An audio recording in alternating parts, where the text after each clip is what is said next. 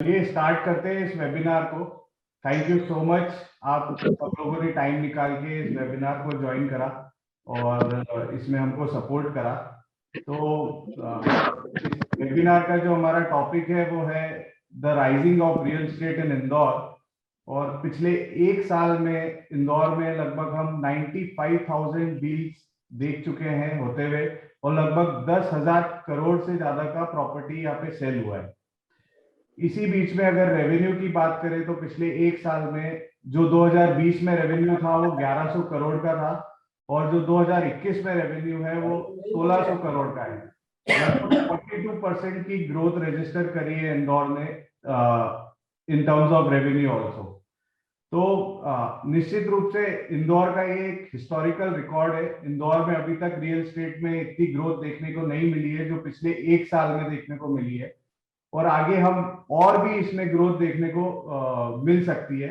उसके पीछे कुछ कारण है, जैसे पॉपुलेशन दिन पे दिन इंदौर में बढ़ती जा रही है। इंदौर में अब मेट्रो लाइन का आना शुरू हो गया है, कुछ टाइम में यहाँ पे मेट्रो भी आ जाएगी।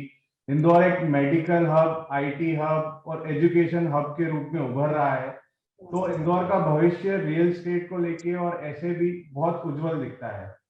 और इसी सब टॉपिक पे बात करने के लिए आने वाला इंदौर का रियल एस्टेट मार्केट कैसे होने वाला है, इंदौर में कैसी ग्रोथ होने वाली है, क्या कारण है इंदौर के ग्रोथ के पीछे, हमारे साथ आज 4 इंदौर के टॉप रियल एस्टेट एक्सपर्ट्स हैं जो पिछले कई वर्षों से इंदौर में रियल एस्टेट का बिजनेस कर रहे हैं।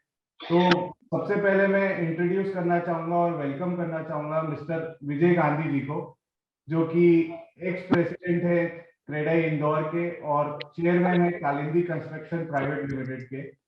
विजय गांधी जी एंड कालिंदी ग्रुप ने पिछले कई सालों में इंदौर में कई रियल एस्टेट प्रोजेक्ट इंदौर को दिए हैं, चाहे वो बिल्टअप के हो, प्लॉटिंग के हो, कमर्शियल के हो, और अपने एथिक्स, अपने उसूलों के लिए जाने जाते हैं। Thank you so much Vijay uncle ji, आपने टाइम निकाला और आज हमारे साथ आप उपस्थित हुए।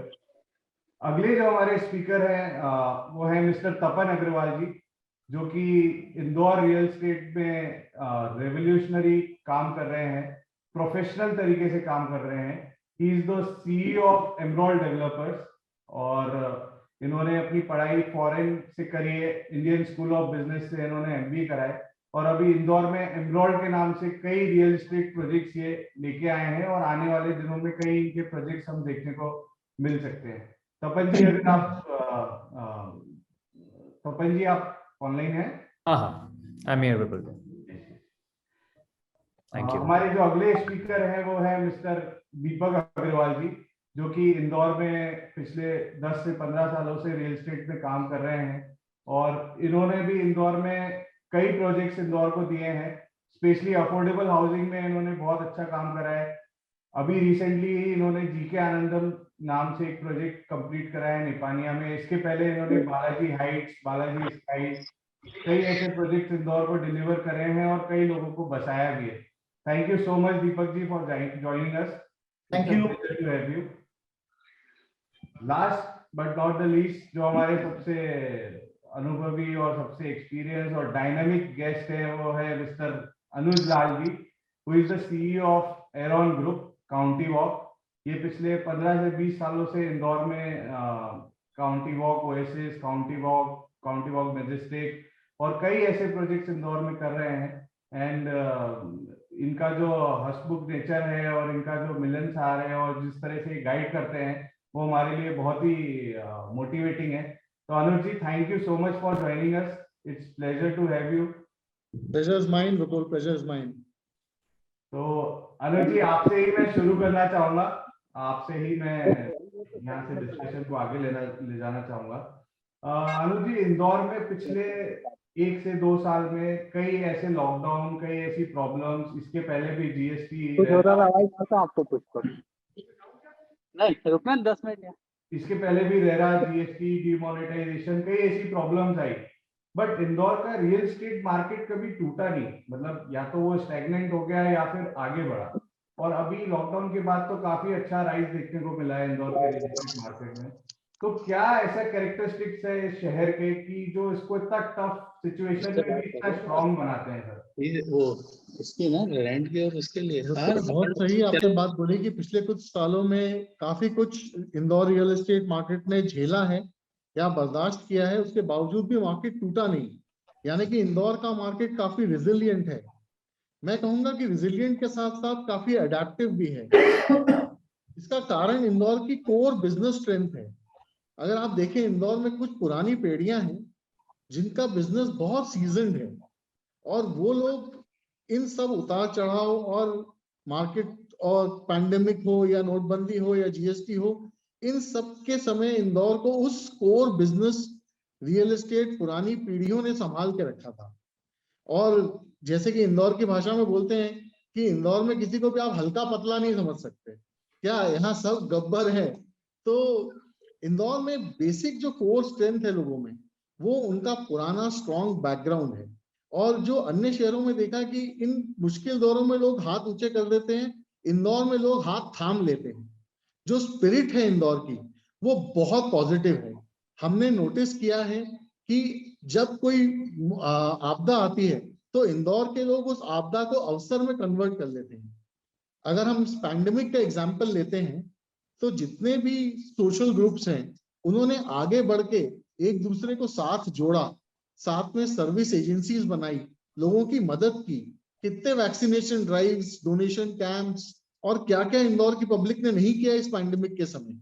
सिमिलरली अगर रेरा आया तो रेरा का खुल के स्वागत किया, सीखा, ऑनलाइन रजिस्ट्रेशन कराना सीखा, लोगों ने एक नेटवर्क बनाना सीखा। जीएसटी आया तो हमारे जो चार्टर्ड अकाउंटेंट्स हैं उन्होंने पब्लिक को एजुकेट करने के साथ साथ कई सेमिनार्स हुए, लोग एजुकेट हुए, पार्टिसिपेट किया। और का जो एडेप्टिव नेचर है, वो कोई भी नई चीज को वेलकम करते हैं, घबराते तो इंदौरी किसी से भी नहीं है। तो मेरे हिसाब से अगर कोर स्ट्रेंथ है, अंदर से इंसान मजबूत है या अंदर से इंसान की नींव मजबूत है, तो ये सब चाहे जीएसटी हो, रेरा हो, कोई पैंडेमिक हो, इंदौर को हिलाना या इंदौर के मार्केट को क्रैश करना आसान नहीं है। क्योंकि यहाँ लोग एक दूसरे पे भरोसा करते हैं, एक दूसरे का साथ देते हैं और बोलेगा वर्क टुगेदर। सर क्या आपने भी ऐसा अनुमान लगाया था, आपने भी ऐसा सोचा था? क्योंकि जब पैंडेमिक आया था तो लोग बोल रहे थे अरे लोगों की जॉब जा रही है, अब तो कोई रियल एस्टेट मार्केट नहीं चलने वाला है, जब लोगों के पास सैलरी नहीं होगी तो वो इन्वेस्टमेंट क्या करेंगे। तो उस टाइम हमने भी खैर वेबिनार करके यही बताया था कि नहीं, इंदौर रियल एस्टेट अच्छा चलेगा, आगे ग्रोथ होगी क्योंकि रिवर्स माइग्रेशन होगा। तो क्या आपने भी सोचा था कि रियल एस्टेट का, इंदौर रियल एस्टेट का बाउंस बैक इतना फास्ट होगा पैंडेमिक के बाद? देखिए, बाउंस बैक का मतलब होता है जब भी कोई चीज बाउंस करती है तो वो अपनी नॉर्मल हाइट से ज्यादा ऊंचा उछलता है, राइट। तो अगर हम ये कहते हैं कि किसी ने सोचा था, तो मैं आपको बहुत फ्रैंकली बताऊं, फर्स्ट लॉकडाउन के समय तो किसी ने नहीं सोचा था, क्योंकि हम सब भी उस शॉक में थे, हम सब भी उस घबराहट में थे कि ये नेशन वाइड लॉकडाउन कोई छोटी बात नहीं है। एक 130 करोड़ की आबादी के देश का लॉकडाउन होना कोई छोटी बात नहीं है। तो हमें पता नहीं था कि हम किसे फेस कर रहे हैं। तो शुरू में फर्स्ट लॉकडाउन में तो हमने बिल्कुल नहीं सोचा था कि ये मार्केट इस तरीके से रिवाइव करेगा। लेकिन हर चीज के कोई ना कोई फैक्टर्स होते हैं। जैसे आपने बोला, रिवर्स माइग्रेशन एक बहुत बड़ा फैक्टर है, डाइल्यूशन ऑन अदर इन्वेस्टमेंट्स एक बहुत बड़ा फैक्टर है। हम सब जानते हैं इंदौर में एक पैरेलल मार्केट चलता है जहां पे लोगों को प्राइवेट फंडिंग की जाती है। वो प्राइवेट फंडिंग का मार्केट डाइल्यूट हुआ, उससे वो जो फंड्स फ्री हुए वो रियल एस्टेट और अदर सेक्टर्स में इन्वेस्ट हुए। क्योंकि आप अनुमान नहीं लगा सकते थे कि ये कोरोना कब जाएगा या इसकी पहली वेव कब बैठेगी, तो किसी को इतना यकीन नहीं था कि ये मार्केट इतनी जल्दी बाउंस बैक करेगा। लेकिन इंदौर के इन्वेस्टर्स का बिजनेस विजन, उनका एक्सपीरियंस और उनका जो करेज है, वो ये था कि अगर आज कोई प्रॉब्लम है तो ये सॉल्व होगी, और जब सॉल्व होगी तो ये बिजनेस मल्टीफोल्ड ग्रोथ करेगा। अगर आप देखेंगे, जिसने उस समय पे बाइंग की है, आज उसका जो प्रोडक्ट है वो मल्टीपल टाइम्स अप्रिशिएट कर चुका है। और उस समय काफी अच्छे से कई लोग स्ट्रेटेजिक बाइंग कर रहे थे इंदौर में, स्ट्रेटेजिक इन्वेस्टमेंट कर रहे थे। आप लोगों ने भी अपने कई वेबिनार्स में लोगों को बोला कि this is the time of strategic investment. ये आपकी प्रॉपर्टी में एसआईपी करने का सबसे अच्छा तरीका, सबसे अच्छा मौका है। और वाकई में अगर लोग उस समय जितने भी रियल एस्टेट एक्सपर्ट्स लोगों को मोटिवेट कर रहे थे, उन सबकी अगर बात मान लेते, या अधिकतर लोग जो ऐसे इंदौर में लोगों ने किया, मैंने कई लोगों को उस समय स्ट्रेटेजिक इन्वेस्टमेंट करते हुए देखा, जो डिलीवरेबल प्रोजेक्ट्स थे या जिनका भी नेक्स्ट सीजन में डिलीवरी शेड्यूल था, उनको बहुत अच्छा रिस्पॉन्स मिला। लोगों ने धीरे धीरे करके, वॉचफुल रह करके उस समय स्ट्रेटेजिक इन्वेस्टमेंट जारी रखा। हाँ, ये बात जरूर है कि किसी ने एनविजन नहीं किया था कि इस मल्टीफोल्ड टाइम्स ग्रोथ मिलेगा या इतना ज्यादा ओवरवेलमिंग रिस्पॉन्स मिलेगा। कई प्रोडक्ट तो they were flying off the shelf.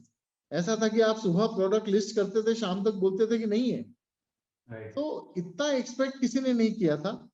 लेकिन एक पोस्ट लॉकडाउन गियर चेंज जरूर आया है इंदौर में, जो गियर चेंज गाड़ी को काफी स्पीड से आगे बढ़ा रहा है। हमने नहीं सोचा था फर्स्ट लॉकडाउन के बाद, हाँ, लेकिन एंटीसिपेट जो विजनरीज थे उन्होंने करके रखा था, और इतना रिस्पांस मिलेगा, ये तो रियल एस्टेट के लिए एक बहुत बड़ा मतलब पॉजिटिव साइन साबित हुआ। बिल्कुल सर। तो आगे बढ़ते हैं सर, और मैं अब तपन जी से पूछना चाहूंगा।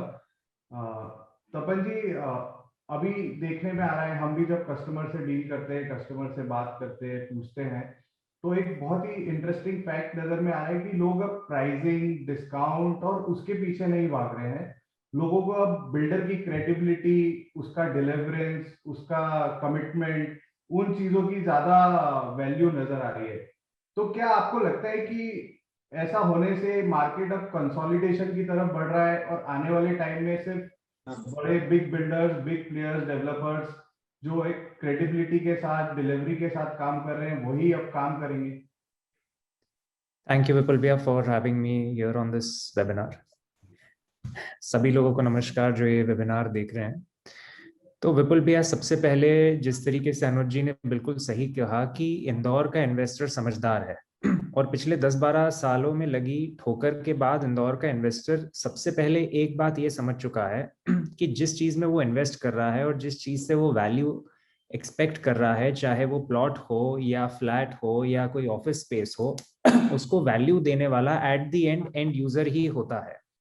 और एंड यूजर उन्हीं जगह पर आके बसते हैं जहां पर कंस्ट्रक्शन क्वालिटी उनको हाईएस्ट स्टैंडर्ड्स की मिले। प्लॉटिंग प्रोजेक्ट की बात करें तो services, general amenities highest standards की मिले, जहां वो सुकून से आकर अपना घर बना सके। तो कस्टमर का पिछले कई सालों के एक्सपीरियंस के बाद इन्वेस्टर का भी ये ओपिनियन क्लियर हो चुका है कि जो एंड यूजर है वो उन्हीं तरीके के प्रोजेक्ट्स में इन्वेस्ट करना पसंद करेंगे जहां एट द एंड वो अपना घर बना सके। आज हमको एक और चीज समझने की जरूरत है कि पिछले 2 से 3 सालों में जिस तरीके से लैंड प्राइसेस बढ़ गए हैं, आज हम जब 5 से 10 साल पहले काम करते थे तो हमारे डेवलपमेंट या कंस्ट्रक्शन की कॉस्ट हमारी लैंड प्राइस के सामने प्रोपोर्शन में करीब 30 से 40% हुआ करती थी। जमीन की कीमतें इतनी ज्यादा बढ़ने के बाद डेवलपमेंट या कंस्ट्रक्शन की कॉस्ट जमीन की कीमतों के सामने सिर्फ 20 से 25% रह चुकी है। और अगर कोई भी डेवलपर या बिल्डर उस 20 से 25% की कॉस्ट में भी कट कॉर्नर करने की कोशिश कर रहे हैं, तो वो किसी भी तरीके से ठीक नहीं है। तो एक अच्छा बनाया हुआ प्रोजेक्ट सालों साल ना केवल चलेगा, बल्कि आज कस्टमर ने उसमें जो 20% पैसे एक्स्ट्रा लगाए होंगे वो उसको 50% एक्स्ट्रा रिटर्न देंगे, क्योंकि ये प्रोजेक्ट्स आगे चल के कम्युनिटी बनेंगे, जो अच्छे लोग वहां पर आके बसेंगे, और वो कम्युनिटी एट द एंड जाकर एड्रेस बन जाएगी जो सिर्फ अपने एड्रेस के नाम पर ही बिकने लगेगी। और ये सिर्फ अच्छी तरीके से डेवलप किए हुए प्रोजेक्ट्स के साथ हो सकता है। अब आपने जो दूसरी बात कही कि क्या कंसोलिडेशन होगा और क्या सिर्फ बड़े बिल्डर्स यहाँ पे काम करेंगे, तो देखिए वैसा नहीं है। इसमें समझने की बात यह है कि रियल एस्टेट को जो एक टर्नओवर का बिजनेस समझने की आदत या प्रैक्टिस बन गई थी, और जो प्लॉट्स को या अपार्टमेंट्स को किसी भी तरीके की कमोडिटी समझने की आदत बन गई थी, वो रुकेगी। जो बिल्डर 10 प्रोजेक्ट्स करते थे वो मुझे लगता है कि 10 के सामने 2 या 3 प्रोजेक्ट्स ही करेंगे, क्योंकि RERA, GST, town and country planning, सारे सैंक्शंस और जितने भी कानून हैं और हमारी लोकल एडमिनिस्ट्रेशन हो चाहे नेशनल गवर्नमेंट हो, जिस स्ट्रिक्टनेस के साथ उनको इम्प्लीमेंट कर रहे हैं, हम सभी बिल्डर्स को हमारे पैसे किसी भी प्रोजेक्ट में कम से कम 3 से 5 साल तक इन्वेस्टेड रखने होंगे। हम कुछ पैसे लेके मल्टीपल प्रोजेक्ट्स एक साथ एग्जीक्यूट नहीं कर पाएंगे। तो इसीलिए जो बिल्डर्स हैं वो क्वालिटी प्रोजेक्ट्स करेंगे, अपने नंबर ऑफ प्रोजेक्ट्स को कम करके उनके ऊपर फोकस करेंगे।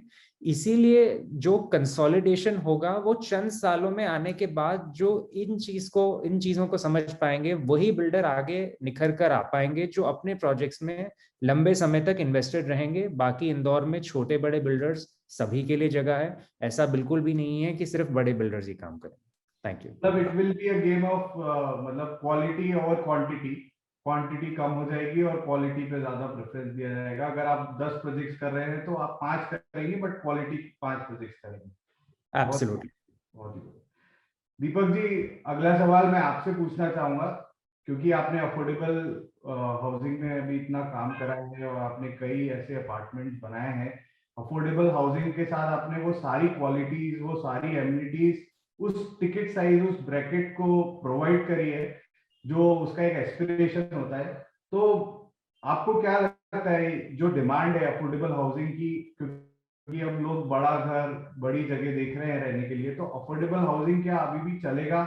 आने वाले कुछ टाइम तक चलना चाहिए इसको?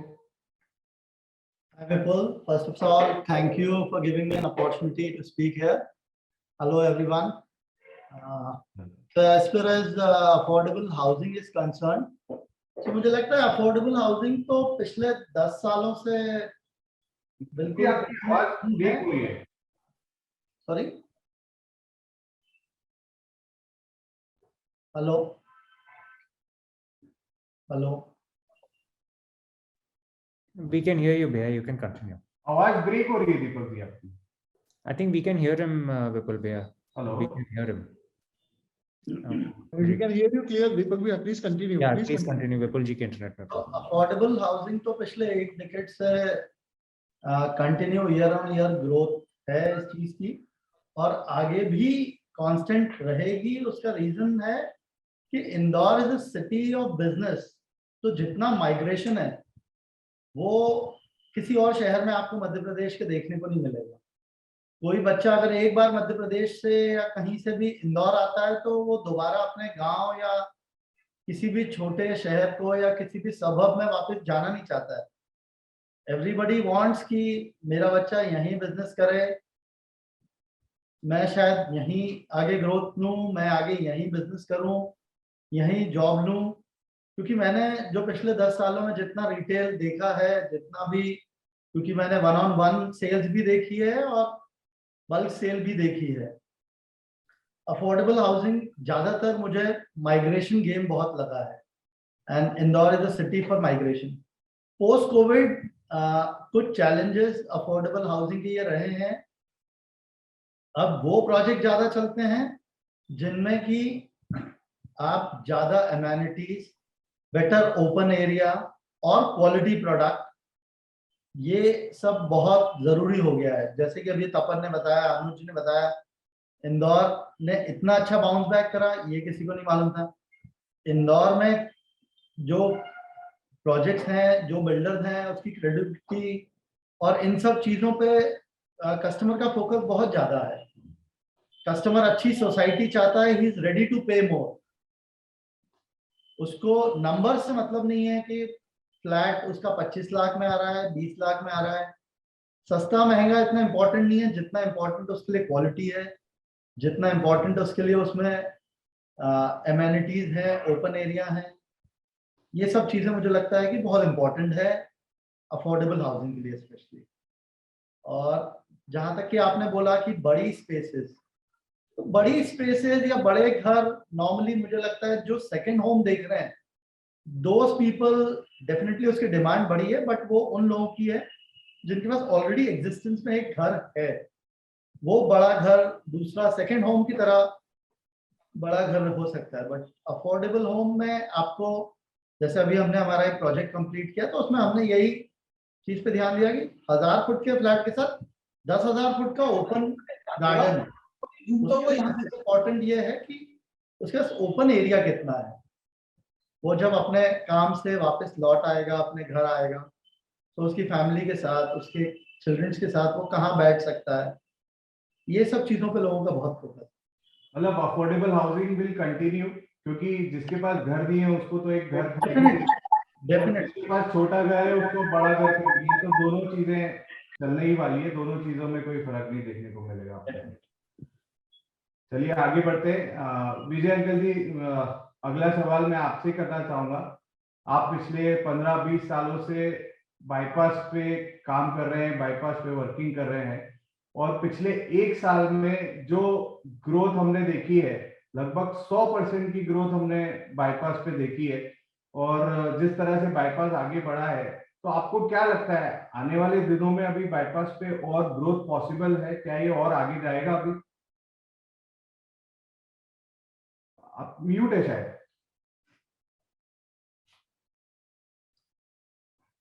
हेलो विपुल, आप उनको अनम्यूट कर दो ना। Avil ji, please unmute them.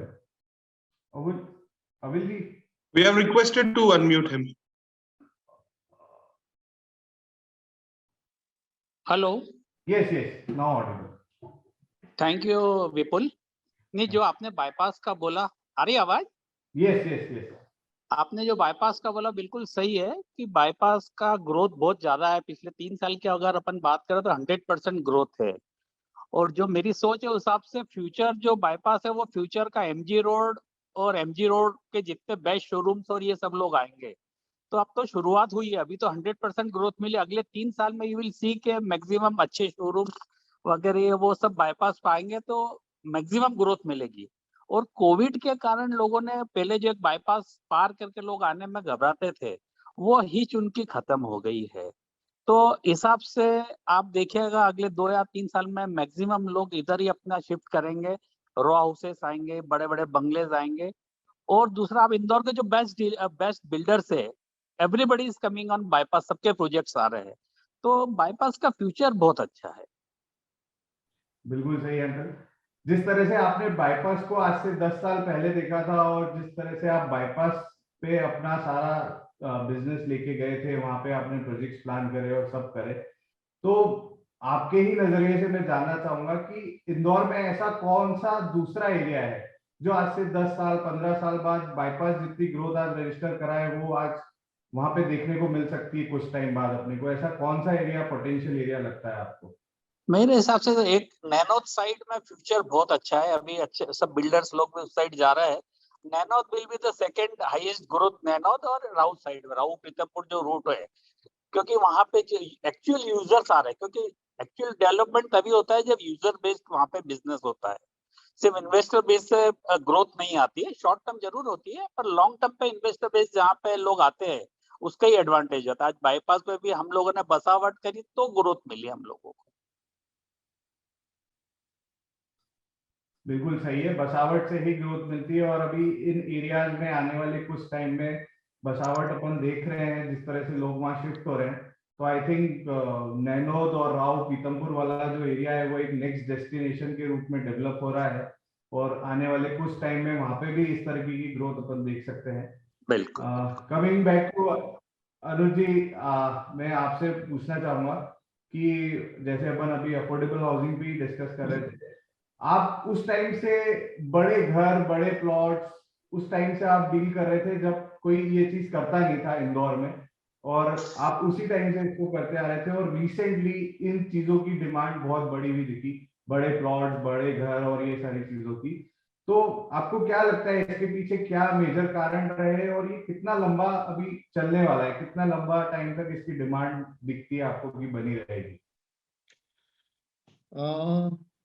Good question विपुल। मैं आपको एक बात बताऊं, लास्ट 2 साल का पीरियड अगर कंसिडर करते हैं जिसमें ये बड़े घर और बड़े एरिया की डिमांड आई है, उसका मेन कारण ये है कि अब घर सिर्फ घर नहीं, वर्क फ्रॉम होम के द्वारा घर एक ऑफिस भी है, स्कूल फ्रॉम होम की वजह से घर एक स्कूल भी है, खेल का मैदान है, होटल है, बार है, सिनेमा है, सब कुछ आज एक इंसान के लिए उसका घर है। तो कहीं ना कहीं लोगों को मालूम है कि ये वर्क फ्रॉम होम एक रेवोल्यूशन है, एक डिजिटल वर्चुअल क्रांति है, जिससे लोगों ने एक्सपीरियंस किया कि जरूरी नहीं है कि पूरी तरीके से आउट ऑफ होम जाकर ही काम हो। कुछ ऐसे काम, कुछ ऐसे बिजनेसेस, ऐसे आईटी सॉल्यूशंस हैं जो अब वर्क फ्रॉम होम को एक ऑप्शन टू वर्क रखेंगे।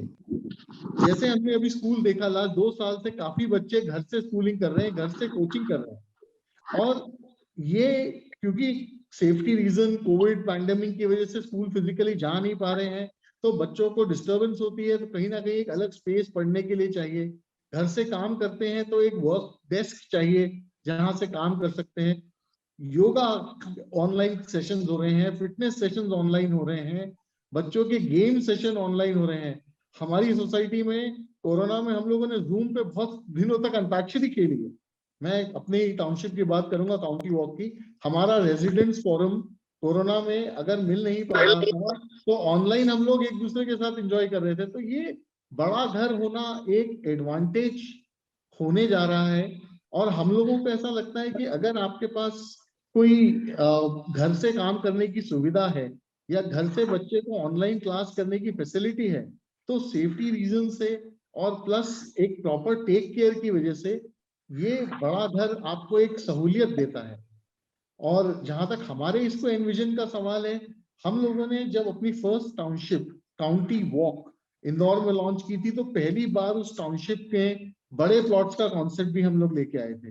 मतलब टू स्टार्ट विद, मेरे पास उस समय मिनिमम साइज ही 2700 स्क्वायर फीट था, जो इंदौर के हिसाब से एक बड़ा स्टैंडर्ड साइज है। और मैक्सिमम साइज मेरे पास 40,000 स्क्वायर फीट तक का प्लॉट हमने बनाया। कुछ लोगों को हमसे डिफरेंस ऑफ ओपिनियन भी था, लेकिन जब इंसान थोड़ा सा आउटस्कर्ट्स में मूव करता है, बाईपास पे मूव करता है, तो वो सोचता है कि यार अगर मैं आज थोड़ा सा डिस्टेंस फैक्टर बढ़ा रहा हूं, तो मेरी लाइफ में एक स्पेस फैक्टर भी बढ़ाऊं।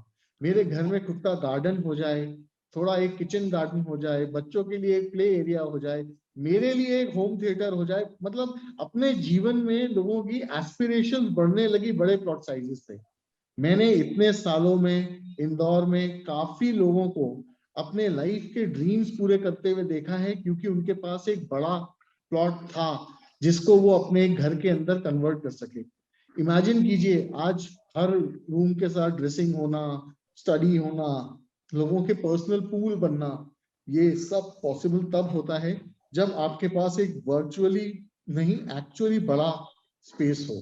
सो एस्पिरेशंस हैं, इंसान अपने सपने पूरे कर पाता है। 30-50, 20-50 वो जमाने मेरे हिसाब से अब इंदौर में बहुत मुश्किल है उसमें इतनी सारी चीजें बनाना जिसकी आवश्यकता है। सो बिगर प्लॉट साइज और a better infrastructure to live in, this is the call. और ये चलेगा, ये जो वर्चुअल और डिजिटल क्रांति है ना, ये अभी काफी लंबा समय चलेगी, लोगों को इसके बेनिफिट्स लगेंगे। और सबसे बड़ी बात, पहले क्या होता था, आउटस्कर्ट्स में घर लेने के लिए जो ओल्डर जनरेशन है वो लोग थोड़ा सा रेजिलिएंट थे कि नहीं, शहर से दूर नहीं जाना, भले ही छोटे घर में रह लेंगे, रूम शेयर हो जाते थे, कॉमन एरिया शेयर हो जाते थे, लेकिन बाहर नहीं मूव करते थे, बाईपास तरफ नहीं मूव करते थे। अब ये हो रहा है कि बड़े घर की चाह में लोग थोड़ा डिस्टेंस भी ट्रैवल कर रहे हैं, और उन लोगों का यानी कि घर के जो बुजुर्ग लोग हैं उनका भी कंसेंट मिल रहा है कि हाँ ये सेफर है, कंफर्टेबल है, और एक बड़ा प्लॉट होना बेटर है, क्योंकि लाइफ सस्टेनेबल हो जाती है, सेल्फ सफिशिएंट हो जाती है। And we are moving towards the new era of self sufficiency and living a life to the fullest. तो मेरे हिसाब से एक बड़ा प्लॉट होना या एक बड़ा घर होना, ये कॉन्सेप्ट जिस इंसान ने बहुत जल्दी इन्विजन कर लिया, उसके लिए लाइफ को एक्सपैंड करना बहुत इजी हो जाता है। बिल्कुल सही है सर। और जैसा हम देख रहे हैं हाइब्रिड वर्क मॉडल और सारी चीजें यहाँ पे आ गई है, लोग अब आधा काम ऑफिस से कर रहे हैं, आधा काम घर से कर रहे हैं, तो लोगों को अपनी स्पेसेस की रिक्वायरमेंट बढ़ती जा रही है घर के ऊपर। तो मुझे भी यही लगता है कि आने वाले दिनों में भी ये चलने वाला है और ये मॉडल काफी सक्सेसफुल साबित हो रहा है अभी तक, कंपनीज के लिए भी और एम्प्लॉइज के लिए भी। तो I think big houses will be continued demand in the market. Moving forward, तपन जी, मैं आपसे पूछना चाहूंगा कि सेकेंड लॉकडाउन के बाद हमने एक और ट्रेंड नोटिस करा, एक और चीज नोटिस करी कि अब सिर्फ यूजर ही प्रॉपर्टी नहीं खरीद रहे, in fact long term investors are also buying the property, not speculated people, but जो लॉन्ग टर्म तक प्रॉपर्टी को सस्टेन करना चाह रहे हैं, जो पहले कभी शेयर मार्केट और दूसरे इन्वेस्टमेंट ऑप्शन ही देखते थे as an investment option, but अब वो रियल एस्टेट भी देखने लग गए हैं। तो आपको क्या लगता है, क्या कारण है इसके पीछे, क्यों इन्वेस्टर भी अब रियल एस्टेट मार्केट में एंट्री कर रहे हैं, और इससे क्या इफेक्ट आने वाला है, कैसा इससे ट्रेंड चेंज होने वाला है? Please throw some light on it. तो सबसे पहली बात मैं अपनी बात को दोहराऊंगा कि इन्वेस्टर बहुत समझदार है। तो इन्वेस्टर ने जो स्टडी की है उनसे उनको ये समझ में आया है कि कोई भी कमोडिटी हो या कोई भी इंडस्ट्री हो, उसमें एक सिक्लिकलिटी का पैटर्न होता है।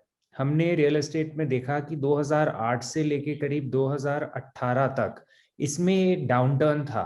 तो सिक्लिकलिटी के अनुसार भी अगले 10 से 12 साल रियल एस्टेट के लिए ब्राइट है। उस ब्राइट रियल एस्टेट के मार्केट में, जो कि पैन इंडिया रियल एस्टेट का मार्केट ब्राइट रहेगा, इंदौर का मार्केट ब्राइटर है। उसके कारणों में सबसे पहला कारण, जो इंदौर 5 बार लगातार क्लीनेस्ट सिटी ऑफ इंडिया बनकर बाहर निकला है, तो इंदौर की एक बहुत बड़ी ब्रांडिंग हुई है। दूसरा कारण है यहाँ की quality of life versus cost of living. आज हम एक दूसरा भी बहुत बड़ा बिजनेस करते हैं, उसमें हमें काफी सीनियर क्वालिफाइड लोगों की हायरिंग करनी पड़ती है।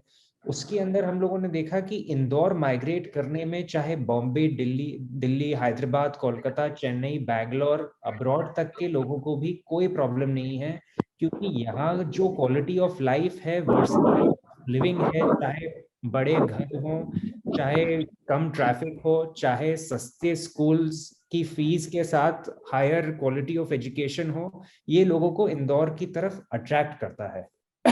इसके कारणों में एक और कारण ये है कि न्यूक्लियर फैमिलीज का चलन बढ़ता जा रहा है। जितनी भी फैमिलीज में बॉयज हैं या गर्ल्स हैं जो मैरिजेबल एज के हैं, सब लोग चाहते हैं कि उनकी खुद की अपनी थोड़ी सी स्पेस हो, और जॉइंट फैमिली का कल्चर धीरे धीरे बदलते हुए न्यूक्लियर फैमिलीज की तरफ जाता जा रहा है। तो जिस परिवार को पहले एक घर की जरूरत थी, अब उसी परिवार को 2 या 3 घरों की जरूरत पड़ रही है। इससे इसकी इनहेरेंट डिमांड भी बढ़ती है। तो इन सारी चीजों के चलते, और जैसे अनुज जी ने पहले बताया कि एक अनरेगुलेटेड फाइनेंस का बहुत बड़ा मार्केट था, जिसमें अनफॉर्चुनेटली ज्यादातर पैसे लेने वाले बिल्डर्स ही हुआ करते थे, वो मार्केट बुरी तरीके से डिस्टर्ब हुआ है, उसमें डिफॉल्ट्स भी ज्यादा हुए हैं। तो वो सारा का सारा पैसा भी पूल इन होके रियल एस्टेट में आ रहा है। साथ ही साथ आज से 10 से 15 साल पहले हम इंदौर के लोग एस्पिरेशन करते थे कि हमारा कम से कम बॉम्बे में एक फ्लैट होना चाहिए। इसके चलते हमने 10 से 15 साल पहले जितने भी अच्छे सक्षम परिवार हैं इंदौर के, सब लोगों ने बॉम्बे में जा जाके एक एक फ्लैट ले लिया। कोई उन फ्लैटों में रहता नहीं है, वो जाते भी नहीं है, यूज भी नहीं करते हैं, सब लोग जाके अपने होटल में रहते हैं। उसी तरीके से जो इंदौर के आसपास के एरियाज हैं, उन लोगों का एस्पिरेशन हो गया है कि हमारा इंदौर में एक प्लॉट होना चाहिए या घर होना चाहिए, हमारे बच्चे वहां पढ़ने जाएंगे, हम वीकेंड पे वहां शॉपिंग करने जाएंगे, हम अपने दोस्तों को ये बता सकते हैं कि हमारे पास इंदौर में एक प्रॉपर्टी है। इस सारे कारणों के समावेश से इन्वेस्टर को रियल एस्टेट एक बहुत अट्रैक्टिव प्रोपोजिशन लगता है। और मैं खुद भी ये मानता हूं कि अगले 8 से 10 साल कम से कम रियल एस्टेट के लिए पूरे इंडिया में और खासकर इंदौर में बहुत ही ब्राइट है। हमारे लिए ग्रोथ करने का भी यहाँ पर बहुत स्कोप है। दूसरे बड़े शहरों के मुकाबले हमारे प्रॉपर्टीज की कीमत अभी कुछ भी नहीं है, हमारी स्टैंडिंग अभी आधे %, 0.25, 0.3% पे भी नहीं है। हमारे पास बढ़ने का बेहद स्कोप है इंदौर में। तो चलिए, ये बात तो बिल्कुल तय है कि इन्वेस्टर्स के लिए इंदौर मार्केट बहुत अच्छा है और इन्वेस्टर को रियल एस्टेट में आना ही चाहिए, स्पेशली इन इंदौर मार्केट। इसी से ही जुड़ा हुआ एक सवाल है तपन जी, आपसे मैं पूछना चाहूंगा कि जनरली अभी ये भी देखने में आया है कि न्यू लॉन्चेस में एकदम से डिमांड बढ़ी है। लॉकडाउन के टाइम या लॉकडाउन के पहले लोग रेडी टू मूव इन ज्यादा प्रेफर कर रहे थे, अब न्यू लॉन्चेस में डिमांड बढ़ी है। उसका मेजर कारण यही है कि इन्वेस्टर्स अब रियल एस्टेट में आने लग गए हैं। तो जो भी इन्वेस्टर्स आज हमारे साथ इस वेबिनार में मौजूद है, मैं उनके माध्यम से आपसे पूछना चाहूंगा कि कौन सा एरिया आप सजेस्ट करेंगे या आप एडवाइस करेंगे किसी भी न्यू लॉन्च प्रोजेक्ट में, अगर वो इन्वेस्ट कर रहे हैं तो उनको कौन से एरिया में इन्वेस्ट करना चाहिए, कौन से एरिया में जाना चाहिए? देखिए, मैं इसमें आपसे सबसे पहले मूल बात ये बोलना चाहूँगा कि इन्वेस्टर को ये देखना चाहिए कि उनके इन्वेस्टमेंट का टाइम होराइज़न कितना है। अगर वो ऐसी जगह पे इन्वेस्ट करना चाहते हैं जो साल 2 साल में लिक्विड हो जाए और वो बेच सकें, तो उनके लिए एक एरिया मैं सजेस्ट करूँगा। और कुछ लोग ऐसा सोचते हैं कि हम 5 से 7 साल भी इस प्रॉपर्टी को, हमारे इन्वेस्टमेंट को होल्ड कर सकते हैं, तो उनके लिए मैं एक दूसरे तरीके का एरिया सजेस्ट करूँगा।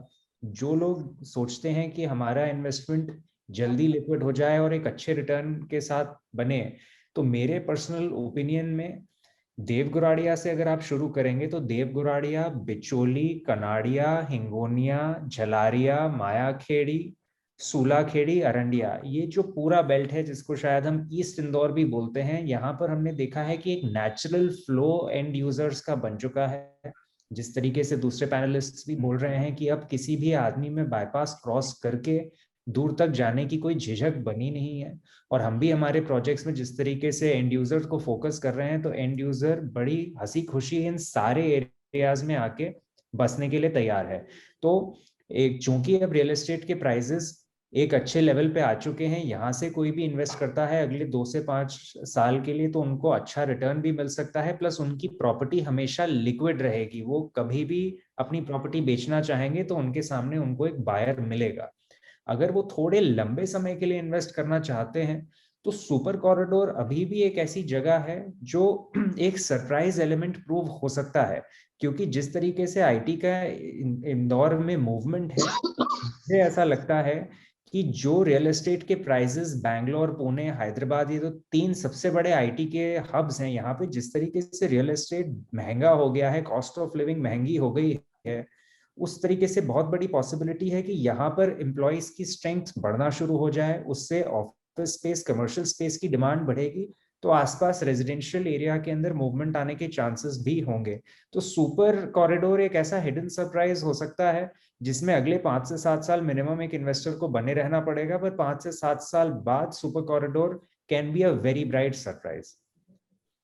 तो मतलब अगर न्यू लॉन्च प्रोजेक्ट में आप देख रहे हैं, क्योंकि वहाँ यूजर का फ्लो ज्यादा है, तो bypass is the utmost destination जो सबसे 1 year 2 year down the line देख रहे हैं। और अगर आप 5 से 7 साल का विजन लेके चल रहे हैं, तो super corridor can be a good option for your investment. Thank you Tapan ji. मैं आगे चलूंगा और दीपक अग्रवाल जी से ये पूछना चाहूंगा कि दीपक जी, अभी अपन जैसे बड़े घरों की बात कर रहे हैं, बड़े घरों में डिमांड बढ़ गई है, सारी चीजें हो गई है, वैसे ही हमने ये भी देखा कि लोग अब एम्यूनिटीज पे बहुत फोकस कर रहे हैं, और स्पेशली एम्यूनिटीज वो जो ओपन एयर एम्यूनिटीज है। तो इनको लेके आप आपकी आने वाली टाउनशिप्स में किस तरह से प्लानिंग कर रहे हैं? क्या नया कुछ लेके आ रहे हैं आप ओपन एयर एम्यूनिटीज से रिलेटेड या ओपन स्पेसेस से रिलेटेड? सो तपन, सॉरी, सो विपुल, शुरू से ही ओपन एरिया और ओपन एमेनिटीज ये सब हमेशा से इम्पोर्टेंट थी। पुरानी भी जितनी कॉलोनियां थी उसमें भी गार्डन होते थे, सब होते थे। अब जो नया ट्रेंड आ गया है, वहाँ लोग बहुत पोस्ट कोविड स्पेशली लोगों का फोकस है कि हमें टाउनशिप के अंदर ही सभी चीजें मिल जाए। बच्चे स्कूल नहीं जा पा रहे हैं, अगर घर से ही पढ़ रहे हैं, तो they want a playground, they want a multi sport arena, they want अगर हम बुजुर्गों की बात करें तो हम एक बुजुर्गों के लिए एक लाउंज हो ओपन गार्डन में ही, जहाँ शाम को कम से कम जितने भी कॉलोनी के बुजुर्ग हैं वो लोग इकट्ठा होके बैठ सकें, बात कर सकें, नेचर वॉक कह लें हम, ताकि हम सुबह उठ के वहीं अच्छे से जॉगिंग कर सकें, वॉक कर सकें। इसके अलावा मेडिटेशन एरियाज हैं, ओपन एम्फी थिएटर्स हैं, इस तरह की चीजें हम अपने आने वाली टाउनशिप में भी इंक्लूड कर रहे हैं। और ये सब चीजें अब बहुत इंपॉर्टेंट हो गई है। कस्टमर हेजिटेट नहीं करता है प्राइस पे करने को भी, और अपने ऐसा नहीं है कि सिर्फ अगर वो कहीं इन्वेस्टमेंट भी कर रहा है मीडियम टू लॉन्ग टर्म, तो भी वो देख रहा है कि ये सब चीजें नए कल्चर में होना बहुत जरूरी है आज की तारीख में। इसके बिना वो अपने नए घर की कल्पना नहीं करता है, क्योंकि प्राइजेस बहुत हो गए हैं, हर आदमी के पास एक लिमिटेड स्पेस होता है। ओपन स्पेसेस में, कवर्ड कैंपस में जब उसको ये चीज मिलती है, तो उसके पेरेंट्स भी बड़ा बेफिक्र होते हैं कि चलो बच्चा कॉलोनी में ही है और वो वहीं अपने स्कूल की तरह खेल भी पा रहा है, बुजुर्ग हैं वो भी शाम को इकट्ठा होकर अपनी बात कर पा रहे हैं। सुबह जॉगिंग ट्रैक भी इंजॉय कर पा रहे हैं, मल्टी स्पोर्ट्स अरीना है। इस तरह की चीजें मुझे लगता है बहुत इंपॉर्टेंट है, और हम लोग जो प्रोजेक्ट ला रहे हैं उसमें अभी इन सब चीजों को इंक्लूड भी कर रहे हैं। बहुत ही अच्छी बात है, और आई थिंक ये नीड ऑफ द आवर है। ये ऐसी चीजें आजकल हर एक कस्टमर को नीडेड है, और इन्वेस्टर भी देखता है कि ये सब चीजें है कि नहीं। और अगला क्वेश्चन मैं आपसे पूछना चाहूंगा, आप सुपर कॉरिडोर को कैसे देखते हैं? आज वहाँ पे MRMGF जो कि बाहर का ग्रुप है, वो 2-3 प्रोजेक्ट्स ऑलरेडी लेके आ चुका है। TCS, इन्फोसिस जो ऑलरेडी वहाँ पे फंक्शनल हो चुके हैं, और कई ऐसे रियल एस्टेट प्रोजेक्ट्स वहाँ पे आ गए हैं। तो आपके हिसाब से क्या लगता है, क्या सुपर कॉरिडोर पे ग्रोथ होगा, बसावट होगी, कैसा आपका विजन क्या बोलता है सुपर कॉरिडोर को लेके? So I second what Tapan said. Growth है, multifold growth है, but it is only for the people who are looking for a medium and a long term investment, not for a short while. अगर मैं 1-2 साल के exit के लिए देख रहा हूँ तो नहीं, पर अगर कोई ऐसे देख रहा है जैसे कि अभी एक नया पर्सपेक्टिव है कि आगे जाके फैमिलीज और न्यूक्लियर फैमिलीज में कन्वर्ट हो रही है, तो हमें ज्यादा घरों की जरूरत होगी, किसी को 5 साल बाद, किसी को 10 साल बाद जरूरत होगी, तो उस पर्सपेक्टिव से बहुत अच्छा इन्वेस्टमेंट की जगह है वो। करंट हैबिटेशन के लिए थोड़ा सा डिफिकल्ट है, इन्वेस्टमेंट के लिए बहुत बढ़िया लोकेशन। मतलब अभी हैबिटेट अपन एक्सपेक्ट नहीं कर सकते एकदम से, बट कुछ टाइम बाद आप वहाँ पे हैबिटेशन भी देख सकते हैं। अभी जो हैबिटेट है वो उन लोगों के लिए है जो शायद शहर में कहीं और अफोर्ड नहीं कर पा रहे हैं, या वो सिर्फ वहीं रहना चाहते हैं। The place is still not connected to the city until कि मेट्रो अच्छे से चालू हो जाए और जो ब्रिजेस बनने हैं वो सारी चीजें हो जाए। थोड़ा टाइम है वहाँ हैबिटेशन लाने में। मतलब अगर आप 5 साल 7 साल देख रहे हैं तो 100%। Thank you so much. Vijay uncle ji, मैं आपके पास आना चाहूंगा और आपसे समझना चाहूंगा, आपने बिल्टअप में भी बहुत सारे प्रोजेक्ट्स बनाए, प्लॉटिंग में भी बनाए, कमर्शियल में भी बनाए, और अभी हम देख रहे हैं कि रॉ लैंड की कॉस्ट दिन पे दिन बढ़ती जा रही है। जब भी आप जमीन खरीदने जा रहे हो तो अलग ही प्राइसेस आपको देखने को मिल रहे हैं। कंस्ट्रक्शन मटेरियल में डेली प्राइसेस बढ़ रहे हैं, इंक्रीमेंट हो रहा है। तो इससे प्रॉपर्टी की प्राइसेस में एंड कंज्यूमर एंड यूजर को कितना इफेक्ट आने वाला है? अपन कितना एक्सपेक्ट कर सकते हैं कि आने वाले 1-2 साल में कितने परसेंट से प्रॉपर्टी प्राइस बढ़ सकती है? मेरी सोच के हिसाब से जिस हिसाब से प्राइसेस बढ़ रही है, लैंड वैल्यू बढ़ रही है, रॉ मटेरियल्स वगैरह बढ़ रही है, तो 20 से 30% का जरूर फर्क पड़ेगा। This is the right time to buy the property. पर अगले 1-2 साल के अंदर 15 से 20% की ग्रोथ जरूर आएगी, प्राइसेस इंक्रीज होगी, क्योंकि लेबर भी बढ़ गई है, बाकी raw material day by day बढ़ ही रहा है। मतलब अगर कोई प्रॉपर्टी खरीदने का सोच रहा है तो आई थिंक अभी सबसे अच्छा है, रेट ऑफ इंटरेस्ट पे आपको होम लोन भी सबसे मिल रहा राइट है, टाइम है, क्योंकि आपको प्रॉपर्टी सारी की चीजें। रीजनेबल है, इंटरेस्ट रेट रीजनेबल चल रहा है, तो उस हिसाब से this is the right time to buy the property. अगर आप 1-2 साल बाद सोच रहे हैं तो आप आज खरीदेंगे तो ज्यादा फायदा आप ले सकते हैं, क्योंकि आने वाले 15 से 20% का प्राइस बढ़ा हुआ मिल सकता है। बिल्कुल बिल्कुल। तो बिल्कुल सही है। आखिरी क्वेश्चन मैं अनुज जी से पूछना चाहूंगा, और जो कि हमारे लिए बहुत इंपॉर्टेंट भी है, कि पिछले 4-5-7 साल में हमने देखा कि इंदौर में कई बड़े डेवलपर्स, कई बड़े प्लेयर्स इंदौर को देख रहे हैं, इंदौर में आ गए हैं। जैसे MRMGF का मैंने नाम लिया, कल्पतरु का नाम लिया, एरॉन ग्रुप खुद अपने आप में एक बहुत बड़ा नाम है जो दिल्ली, नोएडा और सब जगह सिटीज में काम करता है।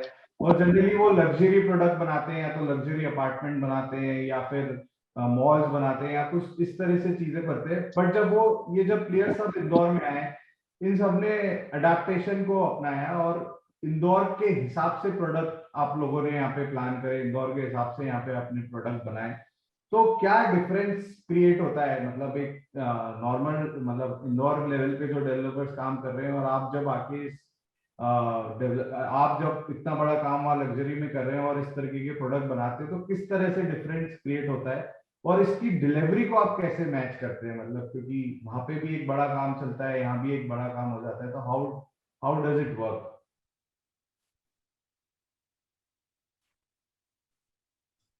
Sir please unmute sir. Can you hear me now? Yes yes please sir.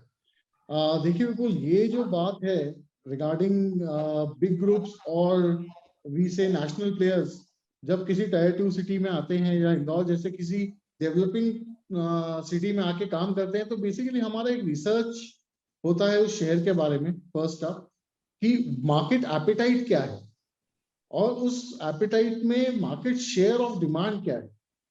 तो जब हम लोगों ने इंदौर में अपना पहला प्रोजेक्ट शुरू किया तो we were very much aware कि इंदौर में एक खासा एपेटाइट है प्लॉट इन्वेस्टमेंट के लिए, और मार्केट शेयर में भी रियल एस्टेट में या तो उस समय कमर्शियल या प्लॉटिंग, ये दो चीजें बहुत इंदौर में डाइजेस्ट की जाती हैं। तो जैसे पुरानी कहावत है, जैसा देश वैसा भेष, बी अ रोमन इन रोम। तो इंदौर के उस नेशनल प्लेयर प्लॉट मार्केट में हम लोगों ने एक ऐसे ट्विस्ट के साथ एंटर किया जिसमें हमने टाउनशिप का क्वांटम चेंज कर दिया। सी, my first gated enclave was 250 acres. So when we come with this magnitude of offering, right, we change the expectation of the customer. हमने एक bandwidth बढ़ा दिया उस कस्टमर की सोच का कि उसको क्या मिल सकता है या अभी तक क्या मिल रहा था। So अगर आप एक नेशनल प्लेयर के साथ या एक बड़े डिलीवरी पार्टनर के साथ जुड़ते हैं एज ए इन्वेस्टर या एज ए यूजर, तो आपकी एक्सपेक्टेशन बढ़ जाती है।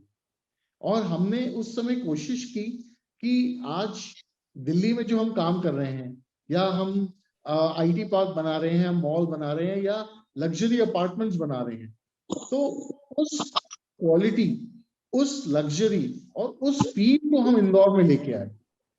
मतलब बेसिकली एक स्टीरियोटाइप, एक मोनोपोली तोड़ना हमारा गोल था कि क्या सिर्फ बड़े शहर के लोगों को लग्जरी प्रोजेक्ट मिल सकता है। नहीं, ये मोनोपोली इंदौर से हम लोगों ने खत्म करने की कोशिश की कि इंदौर में टायर 2 सिटीज में भी लग्जरी प्रोजेक्ट्स की डिमांड क्रिएट की जाए, लोगों को अवेयर कराया जाए कि प्लॉटिंग में या हाउसिंग में एक बहुत नीश स्कोप होता है। You can create a township with 100% livable spaces with amenities super loaded। मुझे याद है मैंने इंदौर का पहला 4.5 एकड़ में पहला क्लब हाउस बनाया था, और उसके बाद ये ट्रेंड हुआ इंदौर में कि बाकी सब टाउनशिप्स ने भी क्लब हाउस बनाना शुरू किया, और आज ये एक नीड ऑफ द आवर है। मतलब जिस टाउनशिप में क्लब हाउस नहीं है, लोग उसको उतना तवज्जो नहीं दे रहे। क्यों? लोगों की एक्सपेक्टेशन बढ़ गई। आज लोग डिमांड कर रहे हैं, develop gardens, open air gym, ये सारी चीजें, एम्फी थिएटर, जो शब्द इंदौर में आज बहुत कॉमनली लिए जाते हैं, हमने एक लेवल अप कर दिया सोच को। और डिलीवरी मीट करने का सवाल ये है कि see, all national players, all big groups are managed by their frontline professionals and controlled by the actual owners. आप सबसे बड़ी बात अगर डिफरेंस देखेंगे तो the participation of the owners of the group at the local level is most important। आज approachable हैं हर कस्टमर के हर क्वेरी पे, direct from the senior management to the owners. Delivery match करना, एक विश्वास जगाना होता है उस इन्वेस्टर और उस यूजर के अंदर कि अगर आज मैंने ब्रोशर पे छपी कोई एमिनिटी देखी है, क्या वो एमिनिटी वास्तविकता में वहां क्रिएट होगी। तो it is that kind of approach of delivery that we are intended to give to Indore in terms of all amenities promised। जो भी लिखा है या जो भी सोचा है, जो कॉन्सेप्ट विजुअलाइज किया है, कॉन्सेप्ट का सबसे बड़ा योगदान है। आज की तारीख में हम लोग रिसर्च बेस्ड कॉन्सेप्ट इंदौर में फ्लोट करते हैं, और पब्लिक को ये महसूस होता है, एक चेंज महसूस होता है कि आज अगर किसी बड़ी टाउनशिप में या एक ऑर्गेनाइज लिविंग सेक्टर में हमारा इन्वेस्टमेंट है या हमारा एस्पिरेशन होम है, तो उसमें हमें एक कट अबव द एस्ट, हमें एक लाइफस्टाइल मिलेगा। तो वो लाइफस्टाइल का जो सपना है ना, वो जो एमिनिटीज पाने का जो लोगों का एक्सपेक्टेशन है, वो हम लोग यहाँ मीट करते हैं। और जैसे कि मैंने कहा, it is managed and delivered by a team of high qualified professionals which continue to maintain it. सबसे बड़ा फैक्टर है लोगों के मन में जो डाउट रहता है कि आज चीज मिल तो जाएगी, उसको आगे मैनेज कैसे करेंगे, उसको आगे मेंटेन कैसे करेंगे। So this is so sorted, इतना अच्छे से इसको हम लोगों ने सॉर्ट किया हुआ है कि कैसे इस बड़ी प्रीमाइसेस को मेंटेन करना है, ये जो एमिनिटीज हमने बनाई है इनको वर्किंग कंडीशन में कैसे रखना है, लोगों तक इस डिलीवरी को कैसे डाइजेस्ट करवाना है. So this is all strategic management जो इस चीज के काम में आता है. और आज मुझे बहुत प्राउड होता है ये बोलने में कि बड़े शहरों की जो मोनोपोली थी लग्जरियस प्रोजेक्ट की, इंदौर ने उसको तोड़ा है. आज इंदौर का कोई भी प्रोजेक्ट जो हम ऑफर करते हैं वो किसी भी पैन इंडिया लेवल की टाउनशिप से प्रोजेक्ट से मैच करता है. उसका लेवल आज आप किसी भी पैन इंडिया टाउनशिप जिसको भी आप एक इंस्पिरेशन मानते हो उससे मैच करता है, और इंदौर के लोग उसको अफोर्ड करते हैं, एक्सेप्ट करते हैं और एंजॉय करते हैं. So this is the delivery. The acceptance of Indore for luxurious projects is what we have achieved in so many years here. तो सर मैं आपके एक्सपीरियंस से ही समझना चाहूंगा कि आने वाले टाइम में, आने वाले दिनों में, जैसे आप इंदौर में आए और आपको काफी अच्छा रिस्पांस भी मिला और काफी चीजें एक्सप्लोर भी करी और देखा भी आपने, तो आप भी सजेस्ट करेंगे कई, मतलब आपको क्या लगता है पहले तो कि आएंगे बड़े प्लेयर्स और इंदौर में, और क्या आना चाहिए उनको, उसके क्या फायदे हैं? देखिए मालवा की मिट्टी तो बहुत वेलकमिंग मिट्टी है भाई. इस मालवा की मिट्टी में बहुत बहुत हाजमा है. आप इसको कुछ भी दो ये डाइजेस्ट कर जाएगी. आप आईटी पार्क दो, आप लॉजिस्टिक पार्क दो, आप सैकड़ों एकड़ की टाउनशिप्स दो, बड़े से बड़े कॉर्पोरेट मॉल्स दो, बिजनेस हाउसेस दो, इंदौर का एक्सेप्टेंस लेवल बहुत अच्छा है और ये दिन ब दिन बढ़ता जा रहा है. The appetite and the digestion of Indore market is growing. और आप सोचिए ना, बैंकिंग फैसिलिटी इंदौर में बहुत अच्छी है. आज प्लॉट पे 6.5-7% में होम लोन का फाइनेंस हो जाता है. विद इन 7 days डिस्बर्समेंट पे फाइल आ जाती है. इंफ्रास्ट्रक्चर दिन ब दिन अच्छा होता जा रहा है. तपन भैया ने हमें बताया कि we have for last 5 years the cleanest city of India. तो ये तो सब मैग्नेट है भाई. सारे बड़े प्लेयर्स अगर इंदौर में प्रोजेक्ट नहीं कर रहे हैं तो अपने लॉस पे हैं, और इस मार्केट में अगर नहीं कोई इंदौर में काम कर रहा है तो it is the ease of work. मतलब this city is providing you the ease of work. मैं तो ब्लेस्ड महसूस करता हूँ अपने आप को कि इंदौर शहर में हम काम कर पा रहे हैं. आज आप सोचिए ना, 3 फोन, सिर्फ 3 फोन लगाने पड़ते हैं किसी भी एक इंसान से अच्छे से संपर्क करने के लिए. इतना घुला मिला शहर है, एक दूसरे का इतना रिगार्ड है. So Indore I suppose real estate के लिए, बिजनेस डेवलपमेंट के लिए एक बहुत बहुत कोर कॉम्पिटिटिव शहर है, जिसको अगर कोई सही तरीके से उसकी नब्ज पकड़ के उसको समझ ले तो मल्टीफोल्ड अपना बिजनेस बढ़ा सकता है. Hats off to people of Indore, जिनका जज्बा कभी नहीं थकता है यार. इंदौर थकता नहीं, इंदौर रुकता नहीं. So I can say that real estate Indore market has a very bright future. नहीं, thank you so much sir. और मैं इसी के साथ इस वेबिनार को एंड भी करना चाहूंगा. आज हमको आप सभी पैनलिस्ट से बहुत अच्छे इनपुट्स मिले, बहुत अच्छी राय मिली, और आई थिंक हमारे जितने भी कस्टमर्स हैं, हमारे जितने भी इन्वेस्टर्स हैं जो इस वेबिनार में प्रेजेंट हैं और जो बाद में भी इसको देखेंगे, आई थिंक इस इनपुट के साथ वो बहुत कुछ अच्छा डिसीजन ले पाएंगे प्रॉपर्टी लेने का इंदौर में. और इसी के साथ हम आशा करते हैं कि इंदौर का रियल एस्टेट मार्केट दिन पे दिन ऐसे ही बढ़ते जाए, ऐसे ही चीजों को डाइजेस्ट करते जाए, ऐसे ही ग्रोथ होती जाए और एक इंडिया लेवल पे एक बड़ा शहर उभर के आए जैसे दूसरे शहर आज काम कर रहे हैं. थैंक यू सो मच आप सभी को, विजय अंकल जी, दीपक अग्रवाल जी, तपन अग्रवाल जी, अनुज लाल जी. आपने हमारे लिए टाइम निकाला, आपने हमको गाइड करा, आपने हमको मौका दिया आपसे कुछ पूछने के लिए. Thank you very much for being here. It was so nice meeting you. Thank you so much.